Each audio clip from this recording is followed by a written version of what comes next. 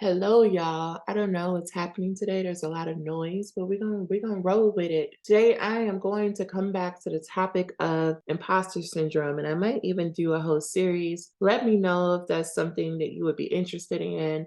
I've just been getting a lot of clients talking about imposter syndrome inside of the Finish Your Dissertation Program, and I thought it would be a great opportunity for us to dive a little bit deeper into this. So, imposter syndrome, we all know, right? It is this thing about I am going to be found out. This feeling of feeling inadequate, persistent fear of being exposed. Right, mine comes I'm gonna be dragged on Twitter. Right. It is debilitating in a lot of ways, and it can have a huge weight on one's mental health and academic performance. And so, I want to talk about some common causes of imposter syndrome and how we can prevent it and some solutions. And what I want to name is this shows up in people who are what the world would call high achieving. Even if you don't see yourself as a high achiever, you might see yourself as someone who's still trying to figure it out and who has so much to learn and who still is doesn't get it right and who's not perfect. And the more that you can think about those things tells me you are a high achiever. Because we mistakenly think that, oh, once we arrive, once we, have letters, people are calling us doctor, we're someone's faculty, we're speaking on stages, that we just are confident. Like for some reason, we have this illusion that those people are really just confident. They never have a doubt and they never second guess themselves, or they don't have imposter syndrome. But that is false. Okay. What if you could get to a place where you believe everyone had imposter syndrome, even Oprah? Right? It may not be as intense as it probably was for her 40, 50 years ago, but what if she still does have imposter syndrome? Something to think about. Because as high achievers, you know more than most. And as doctoral students, I'll put it here, you know more than most people, right? You know more than you did as a master's student, as an undergrad student, as a high school student, as an elementary school student, right? You know more. And because you know more, you also know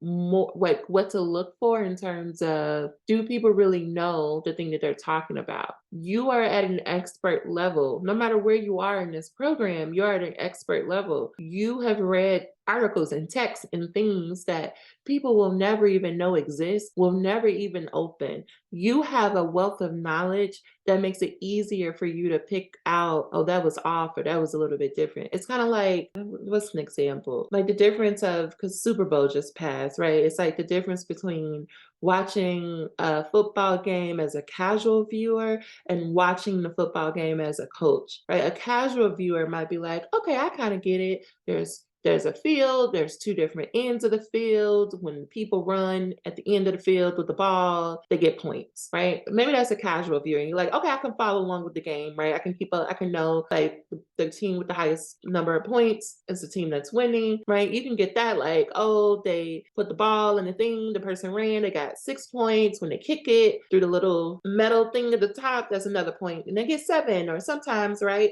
And you might there might be other ways to get points, but you get the gist of the game as a casual viewer. But if you're someone who is, maybe you're a coach, maybe you're a player, but maybe you just really love the sport of football, you may be nerding out about plays, different defense strategies. You might be looking at the coaches on the sideline. What are they doing? You might be like, oh, how are they changing up the play? Who did they just switch out? Oh, did they bring in special teams or not? Right? You know the different positions, the configurations, right? It's beyond just a point. And so if you're someone who is more into the sport of football, you know what to look for. You can tell, oh, that person jumped too early, or that person was on too many people on the field before the referee even tells you what the flag on the play was about, right? But if you're a casual viewer, you're like, oh, what's happening? Oh no, the referee has to come out. The yellow thing came up. What does that mean? Right? Two different things. You as a doc, why am I going on a tangent about football? Because I'm trying to communicate to you that you as a doc student, student, you think that you're the casual football watcher when really you're the person who knows the ins and outs. And you would say, oh, yeah, just because I can name some positions or I could tell you what some calls are going to be doesn't mean there's still so much I don't know. I'm not like a defense coordinator or anything like that, but that's you downplaying the level of knowledge and experience that you have. And it's you not recognizing that, sure, there's always more to learn, but you are not the same as a casual football watcher. And so we have to start to recognize that. So before I even get into imposter syndrome, I wanted you to start to think about that in that way of maybe I know more than I think I do. And maybe I am a high achiever, even if I don't fully ascribe to that term. Right? Now, I also want to make a note to my international friends. I did use a football example, but I was talking about American football, as you could tell. But I really feel like that could be transferred to soccer football. I really do. I don't feel like that was too off, but go with me.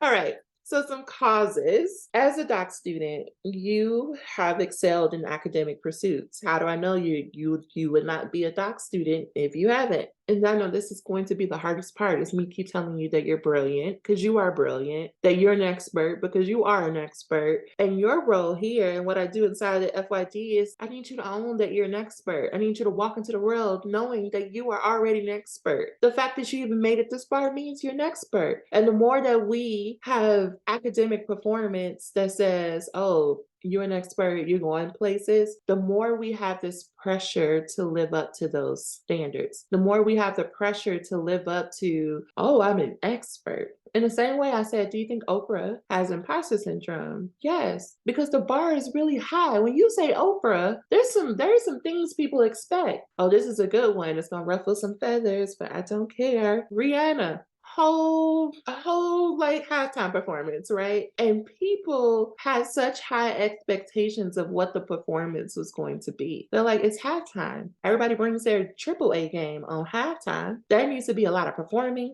a lot of lights, a lot of movement, right? There needs to be a lot of guests coming in because it's the performance. It's 13 minutes of just the best performance of that person's career, right? That's the expectations that people go into it with, right? And I'm not here to say whether this was her best performance or not. I'm just here to talk about the reactions of the people, right? If you happen to be on Twitter on Sunday night, I felt like it was either folks being like, "This is the best performance," right? The Rihanna reign just won't let up. I feel like I saw that tweet over and over, and I was like, y'all could come up with nothing better, but whatever. There was also a large part of people like, "Is she pregnant? What's going on?" And then there were some people like, "What's happening? What is that? What was this performance? She was floating in the air. What else did she do? Where's the dancing? Where is the lights? And she was lip syncing. And what was this?" People had expectations. And she didn't meet a lot of those expectations, right? Because people were like, I mean, had she just told us she was pregnant, we could have tempered our expectations. But I just feel like even if she wasn't pregnant, that performance probably would have been the same. That's not shade. It's consistency. It's like knowing who she is.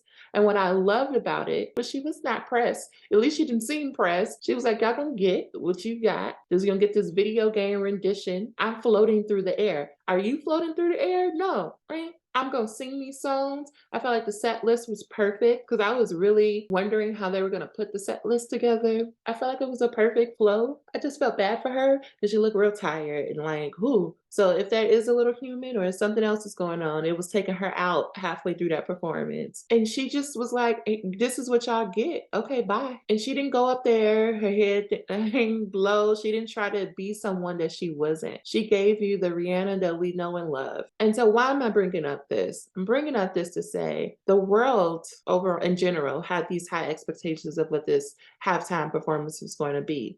And if Rihanna was going to give in to her imposter syndrome, which I'm sure came up because there is pressure that comes with those expectations, she just still went out there and gave the show she gave. And for you, what can you learn from this is, yeah, people may have expectations. Your chair, your advisor may have expectations for you, but where can you just show up and deliver the dissertation that you're going to deliver and be like, this is it, girl. I know you thought I was going to do this, but this is what I'm going to do. I jumped the gun a little bit over here because I was supposed to go back to the why imposter syndrome, but this is a lesson that's coming through. I want you to just hone in your inner Rihanna and be like, no, this is who I am. This is my lane. I'm going to promote my products, my clothes, my makeup, my skincare. I'm going to give y'all the songs you know and love. I'm going to do this with floating things. These people going to be dancing. I'm going to go about my business. I'm going to look good like I always do. I'm going to get up here and I'm going to sing and then I'm going to go home to my family. And yeah, y'all going to have shit to say, but y'all always got shit to say. So why does it matter? I need you to hone in that and be like, if your advisor, your supervisor, your committee, think about this. If they're going to always have something to say, meaning they're going to always have feedback, no matter how many days and weeks and hours, long nights that you put into this dissertation, if folks don't always have something to say, why not just write the dissertation you want to write and go defend that one and justify that one? Put the time and the energy that you're over here worried about, what are they going to think? What are they going to say?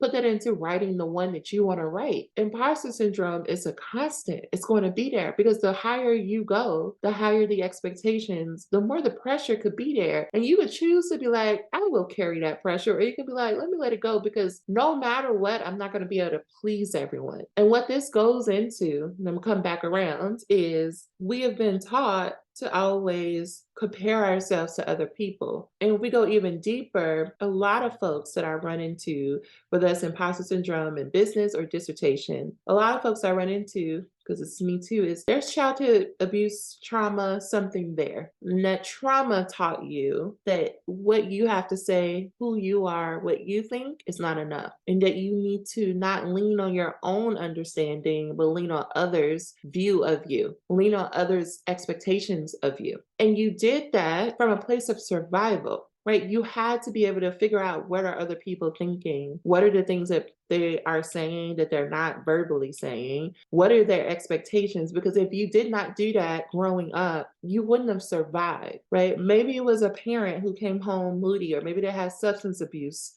problems, or maybe they were emotionally neglectful, right? Maybe they just had a lot of like real life happening and they were just never at home. And when they did come home, you had to be quiet and go figure it out. You had to figure out ways to make their life easy for them, right? You had to make sure your room was clean, or you had to make sure the house was clean. You had to take care of your siblings. Maybe you had to pay bills.